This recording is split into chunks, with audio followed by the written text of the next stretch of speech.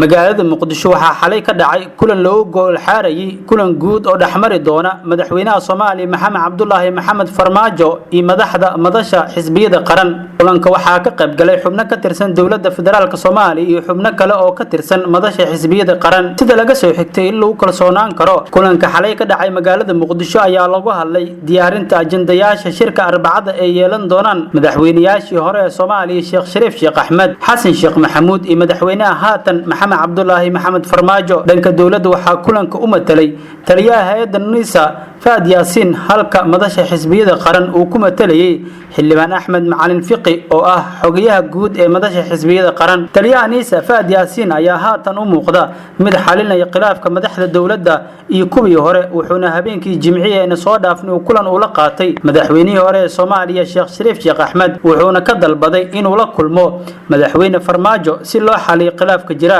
dhanka kale madaxweynihii hore ee Soomaaliya Sheekh Shariif Sheekh Axmed oo haatan ah gudoomiyaha madasha xisbiyada qaran oo maalintii Sabtida u anbabaxay magaalada Kampala ee caasimadda dalka Uganda ayaa lagu wadaa inuu soo gudbo magaalada Nairobi isagoona isla maanta maalinta bari gelinka hore soo gaari doona magaalada Muqdisho ee caasimadda Soomaaliya si uu u qayb galo kulanka madaxweynaha Soomaaliya iyo madaxweynayaashii hore. madaxweynihii hore ee Soomaaliya Sheekh Shariif Sheekh Axmed ahna gudoomiyaha madasha xisbiyada qaran ayaa toddobaad ka hor wacd ku maray in magaalada Muqdisho ay ka saari doonaan si la mid ah al-shabaab iyo ciidamada Itoobiya madaxda haatan dalka maamusha waxaana arintaas si kulul ugu hadlay dawladda haatan jirta waxayna ku baaqday in wada hadal arintaas laga furo isla markaana la xaliyo tabashooyinka madaxweynayaashii hore ee Soomaaliya oo dhowr jeer loo diiday inay safar ay ku tagaan magaalooyinka Beledweyne iyo Kismaayo.